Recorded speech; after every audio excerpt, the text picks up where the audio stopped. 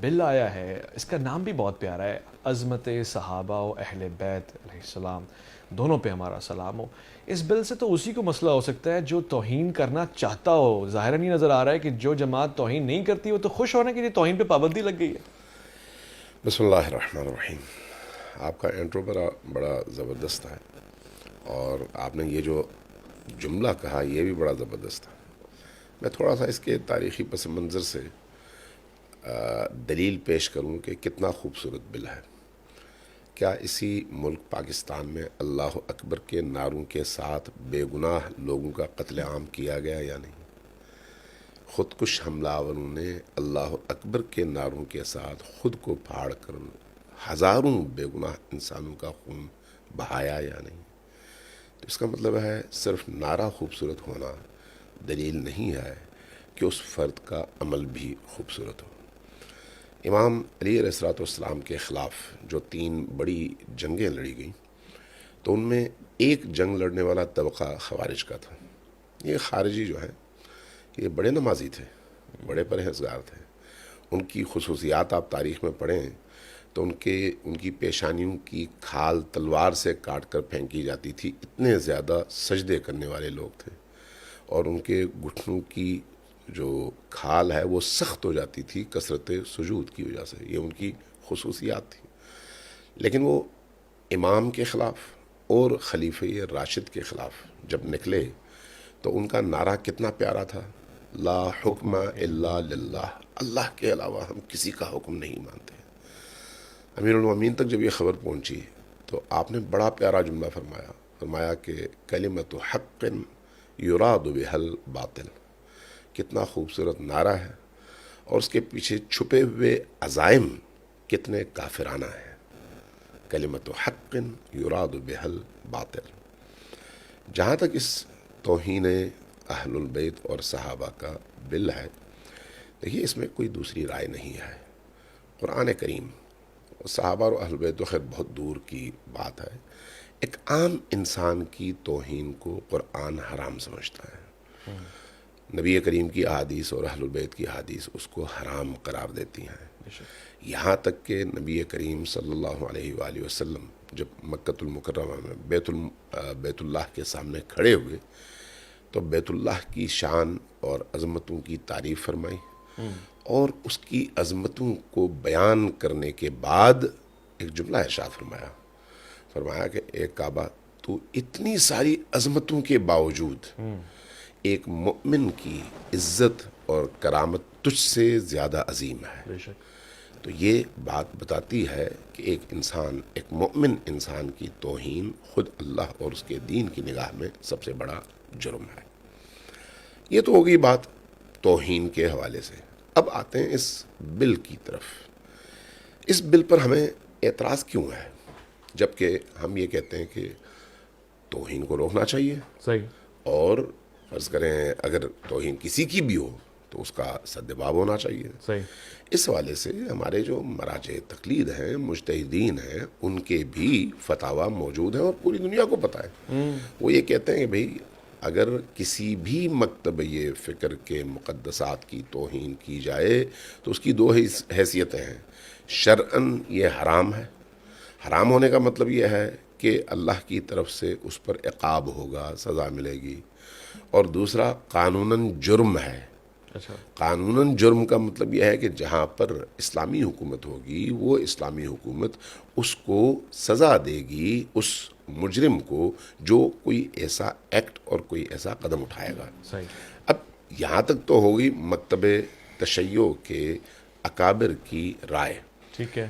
اب جب آپ اس بل کے حوالے سے دیکھتے ہیں تو آپ کو سب سے زیادہ اعتراض، اگرچہ اعتراض اہل سنت کے مختلف طبقات کو بھی ہے اور بڑے بڑے لوگ اس میں شامل ہیں، مثلاً لیکن میں پاکستان کی بات کروں، پاکستان کے اندر اہل حدیث کے اندر ایک طبقہ ہے جن کو یہ بل کسی بھی صورت میں سوٹ نہیں کرتا، اور وہ کہتے ہیں کہ یہ خلاف ہے شرعی ان اخلاقیات اور قوانین کے۔ دیوبندیوں کے اندر کوئی بھی اس بل کو ڈیفینڈ کرنے کے لیے میدان میں آنے کو تیار نہیں ہے۔ خود ان کا یہ نہ آنا میدان میں کہ اس کو ڈیفینڈ کر سکیں کسی بھی معقول اور عقلی دلیل کے ذریعے سے خود یہ بتاتا ہے کہ ان کو بھی احساس ہے کہ بل میں جو ہے کمزوریاں بہت ہیں. اسی طرح سے بریلوی علماء کے اندر بھی ایک طبقہ موجود ہے جو اس بل کو درست نہیں سمجھتا. لیکن سب سے زیادہ آواز مکتب تشیع کی اٹھتی ہے. اس کی وجہ کیا ہے؟ اس کی وجہ یہ ہے کہ گزشتہ تقریباً 40 سالوں میں پاکستان کے اندر سپاہ صحابہ نام کی ایک تنظیم جب وجود میں آئی اور اس کو وجود میں لایا گیا تو اس کے ذریعے سے پہلے خون خرابہ ہوا، خودکش حملے ہوئے، ٹارگٹ کلنگز ہوئیں اور ہزاروں بے گناہ لوگ مارے گئے. گھر گھر، گلی گلی، محلہ محلہ، قصبہ قصبہ فسادات ہوئے. اور اس کے بعد جب ریاست کو یہ محسوس ہوا کہ اب اس کا رستہ روکنا چاہیے، چونکہ پہلے ظاہر ہے ریاستی اداروں اور بین الاقوامی قوتوں کی حمایت ان کو حاصل تھی، جب ریاست کو یہ محسوس ہوا کہ اب پاکستان اس فساد کا متحمل نہیں ہو سکتا، تو مشرف کے دور میں ان پر پابندی لگی، ان کے لٹریچر پر پابندی لگی. اگر آپ تاریخ میں جائیں تو ان کے ہاں آپ کو ایسی سینکڑوں مثالیں ملیں گی جس میں صحابہ کرام کی، امہات المومنین کی توہین کر کے شیعوں کے گلے ڈال کر فساد برپا کیا گیا. یہ بات ذہن نہیں مانتا کہ خود یہ جماعت توہین کرے گی جو دفاع صحابہ کی 100%. یعنی اس کی شواہد ہیں. دلائل آپ اگر ٹی وی ٹاک شوز میں جائیں تو وہاں پر بھی کئی دفعہ اس پر مختلف لوگوں نے بات کی ہے. بھئی آپ کے اخبارات اس بات کے گواہ ہیں کہ پشاور سے ایک پریس پکڑا گیا تھا. پریس میں ایسا لٹریچر تھا جو صحابہ اور ازواج نبی کی توہین پر مشتمل تھا.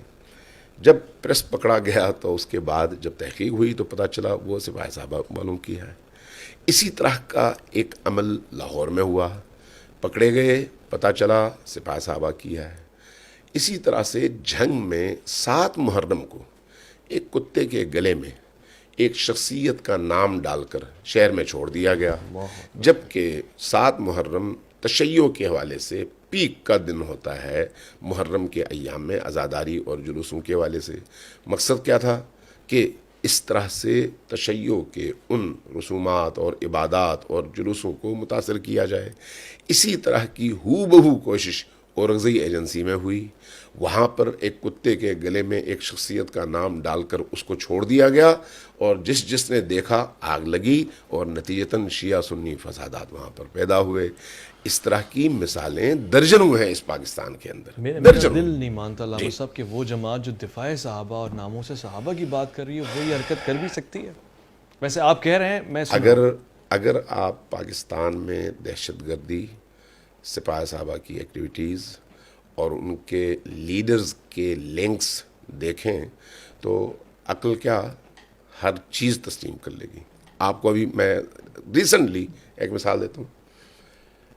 انہی ایام محرم سے پہلے سپاہ صحابہ کے ایک سربراہ کی مری میں امریکن ایک عہدیدار سے ملاقات ہوتی ہے. اچھا. اور وہ ان سے 2 حوالوں سے مدد مانگتے ہیں. ایک شیعوں کا رستہ روکنا ہے اور ان کے خلاف موومنٹ چلانی ہے. دوسرا اس کے عوض وہ الیکشنز میں ان کو سپورٹ کریں، پیسے دیں تاکہ وہ اس سلسلے میں اپنی کارگزاری لوگوں کو بتا سکیں. تو یہ کوئی پہلی دفعہ نہیں ہے، دوسری دفعہ نہیں ہے، تیسری دفعہ نہیں ہے. اگر آپ اشرف مارتھ اگر آپ کو یاد ہو جو SSP تھا گجرانوالہ میں، اس نے بڑے لوگوں کو پکڑا تھا لشکر جنگوی کے، اور لشکر جنگوی والے سارے کے سارے سپاہ صحابہ کے بچے ہیں، یعنی ان کی آغوش میں پلے ہوئے لوگ. اسی طرح سے TTP میں ابتدائی طور پر پنجاب سے جتنے لوگ گئے وہ اسی سپاہ صحابہ کی آغوش سے نکلے ہوئے وہ تربیت یافتہ لوگ تھے جن کے ذہنوں کو تکفیریت سے اور دہشت گردی کے کیڑوں سے بھر دیا گیا تھا، اور انہوں نے TTP میں جا کر پاکستانی بے گناہ لوگوں کا خون بہایا. اگر آپ کو یاد ہو اسی نواز شریف کی نون لیگ کی حکومت میں 90s میں نواز شریف کے بھائی شہباز شریف پنجاب میں وزیر اعلیٰ تھے، اور انہوں نے بائی آرڈر سپاہ صحابہ اور لشکر جنگوی کی اس دہشت گردی کی لائن کی لیڈرشپ کو قطار سے مروایا تھا. اور بعد میں پھر نواز شریف پر خودکش حملہ بھی انہوں نے کیا تھا.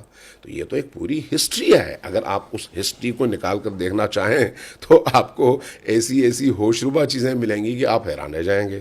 ہاں یہ بات ہے کہ ایک زمانہ تھا ہماری اسٹیبلشمنٹ کا ان کو پورا ان کی طرف سے سپورٹ حاصل تھی، اور چونکہ ان کی پیدائش ضیاء الحق کے دور میں ہوئی اور اسی دور سے یہ پلے بڑھے، اور اس کی وجہ وہ صورتحال تھی جس میں پیپلز پارٹی نے شیعوں کو استعمال کیا تھا ضیاء الحق کے خلاف. لہٰذا انہوں نے تشیع کو کریش کرنا تھا، اور اس کے لیے اس طرح کی کاروائیاں کی گئیں اور اس طرح کے گروپس بنائے گئے. اب سپاہی صاحبہ کو بعد میں انہوں نے بڑا رول دیا، اور ایک زمانے میں اگر آپ خود پولیس کے اسی کراچی کے سابق افسران سے پوچھیں، پنجاب کے سابق افسران سے پوچھیں، تو آپ کو جو متفقن علیہ خبر ملے گی وہ یہ ہے کہ جب کبھی سپاہی صاحبہ اور لشکر جنگوی کے ایسے لوگوں کو پکڑا جاتا تو پکڑنے کے بعد ان کو چھڑانے کے لیے ہمارے اداروں کے لوگ آ جاتے. جب پولیس چھاپے مارتی تو پولیس اور ان کے درمیان رکاوٹ بننے والے ہمارے اداروں کے لوگ ہوتے.